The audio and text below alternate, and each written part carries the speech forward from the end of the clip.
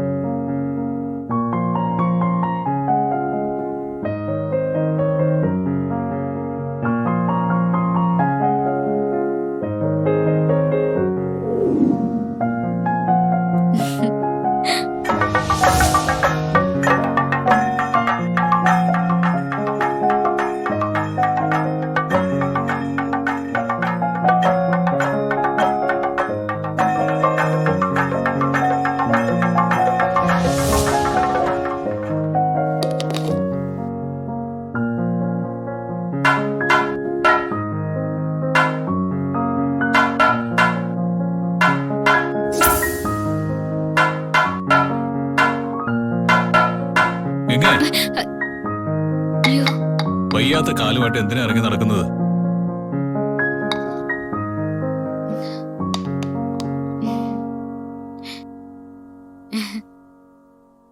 മഹേട്ടന്റെ മുറിയില് ചെണ്ട കണ്ടപ്പോഴാ കുട്ടിക്കാലത്തെ കൊട്ടിനെ പറ്റി ഓർത്തത്. അന്നൊക്കെ മഹേട്ടന് എന്ത് കൊട്ടായിരുന്നു. ഒരു നാള് മഹേട്ടന്റെ കൊട്ട് കണ്ടിട്ട് കൊട്ടിന്റെ ആശാനായ ഇളമ്പനും കുഞ്ഞിക്കുട്ടൻ മഹേട്ടനെ പ്രശംസിച്ചതും കെട്ടിപ്പിടിച്ചതും ഒക്കെ എനിക്ക് ഓർമ്മയുണ്ട്. കഴിഞ്ഞ തവണ നാട്ടിലെ ഉത്സവത്തിന് ഗംഭീര ചെണ്ടമേളായിരുന്നു. ആറാട്ട് വഴിന്നൊരു പുതിയ ടീമാ വന്നത്. അവരുടെ തായമ്പകം അത് കൊട്ടിക്കയറുന്നത് കണ്ട നമ്മുടെ ദേഹത്തുനിന്ന് രോമം എഴുന്നേക്കാൻ തുടങ്ങും. ചെണ്ടയും ചെണ്ടമേള എവിടെ കേട്ടാലും ഞാൻ മഹേട്ടനെ ഓർക്കും. മഹേട്ടൻ എപ്പോഴും ചെണ്ട കൂട്ടാറുണ്ടോ?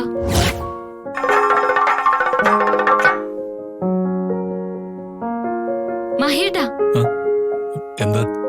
മഹേട്ടൻ എപ്പോഴും ചെണ്ട കൊട്ടാറുണ്ടോന്നാ ചോദിച്ചത്. ഞാൻ കൊട്ടാറില്ല. അത് വെറുതെ ഒരു ഷോയ്ക്ക് വെച്ചിരിക്കുക. എന്തുപറ്റി? പഴയ താളൊക്കെ മറന്നുപോയോ? ഞാനതൊന്നും ഓർക്കാറില്ല. അങ്ങനെയുള്ള നല്ല കാര്യങ്ങളൊന്നും ഇപ്പൊ എന്റെ ജീവിതത്തിലില്ലല്ലോ. പഴയ കാലം മൂടൽ മഞ്ഞ് വീണ് മനസ്സിൽ തണുത്തുറഞ്ഞുപോയി. ആ മങ്ങിയ കാഴ്ചകൾ കാണാൻ ഞാൻ ശ്രമിക്കാറില്ല. അതിനൊക്കെ എവിടെയാ സമയം?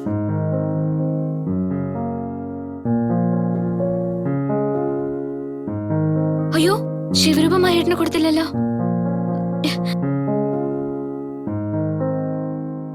മഹേട്ടൻ നിന്നെ.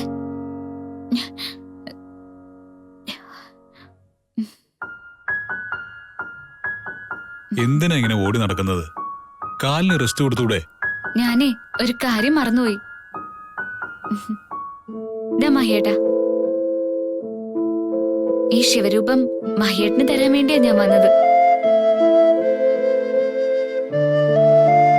ഇതെന്തിനാ എനിക്ക്? അയ്യോ, അങ്ങനെ ചോദിക്കരുത്, ദോഷമുണ്ടാവും. ഈ വിഗ്രഹം കൂടെ ഉണ്ടെങ്കിൽ മഹേട്ടന് ഒരു പ്രശ്നം ഉണ്ടാവില്ല. മാളുന്റെ പിണക്കവും മാറും. അതിനുള്ള ശക്തി ഇതിനുണ്ടോ? ഇത് വെറും ഒരു പ്രതിമയല്ലേ. ഇതിന് നീ കരുതുന്ന പോലെ ശക്തി ഒന്നും ഇല്ല ഗംഗ. ഇതും കൊണ്ട് എന്റെ പുറകെ നടക്കാതെ പോയി റെസ്റ്റ് എടുക്ക്.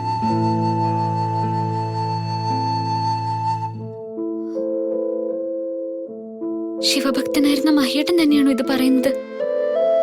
പണ്ട് എത്ര വലിയ ശിവഭക്തനായിരുന്നു മഹേട്ടൻ.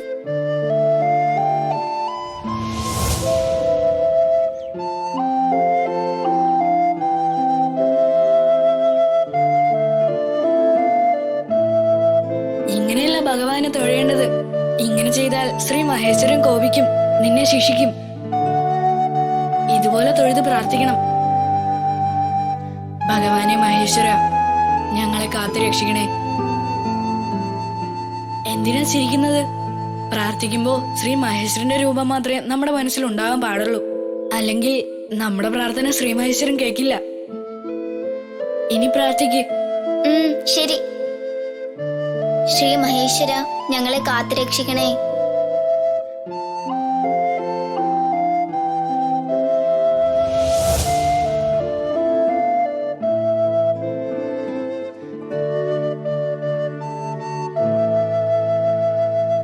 ശ്രീ മഹേശ്വര, അന്ന് ശ്രീ മഹേശ്വരനെ പ്രാർത്ഥിക്കാൻ എന്നെ പഠിപ്പിച്ച മഹേട്ടനാണോ ഇങ്ങനെ പറയുന്നത്? മഹേട്ടന് ദൈവവിശ്വാസം നഷ്ടമായിരിക്കുകയാണല്ലോ.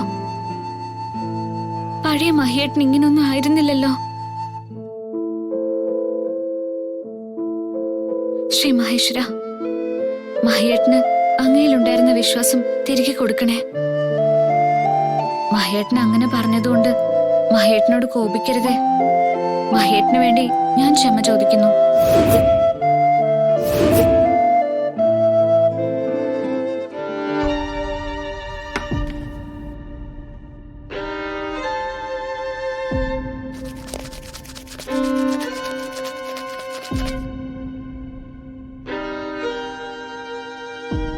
മാളു,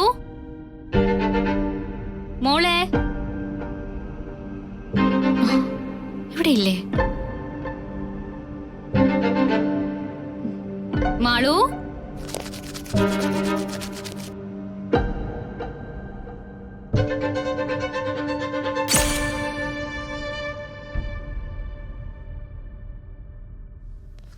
മഹി ചീത്തയാ.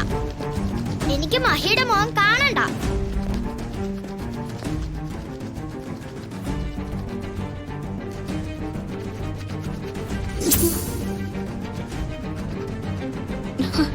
മോളെ അരുത്, ഇങ്ങനൊന്നും ചെയ്യരുത് മോളെ. ഇതാരുടെ ഫോട്ടോയാ? മോളുടെ അച്ഛന്റെ അല്ലേ? സ്വന്തം അച്ഛന്റെ ഫോട്ടോയിലെ കുത്തി വരച്ച അച്ഛന് ദോഷം കിട്ടും. ദോഷം കിട്ടട്ടെ. മഹിക്ക് ദോഷം കിട്ടണം. അച്ഛനെ പറ്റി ഇങ്ങനെയൊക്കെയാണോ പറയുന്നത്? അച്ഛൻ ആരെന്നറിയോ മോൾക്ക്? അറിയാം, മഹി. മഹി പേരല്ലേ? അതിനപ്പുറം മറ്റൊരു കാര്യമുണ്ട്. അച്ഛൻ മോളുടെ കാണപ്പെട്ട ദൈവമാ. ദൈവോ? അതെ. അപ്പൊ അമ്മയോ? അമ്മയും ദൈവമാ. ദൈവം മരിക്കോ? ദൈവങ്ങൾക്ക് മരണമില്ലല്ലോ. ദൈവങ്ങൾ ഒരിക്കലും മരിക്കില്ല. അവരെല്ലാം അമരത്വമുള്ളവരാ. കാലങ്ങളോളം ഈ ലോകത്ത് തന്നെ ഉണ്ടാവും. പിന്നെങ്ങനെ എന്റെ അമ്മ മരിച്ചത്?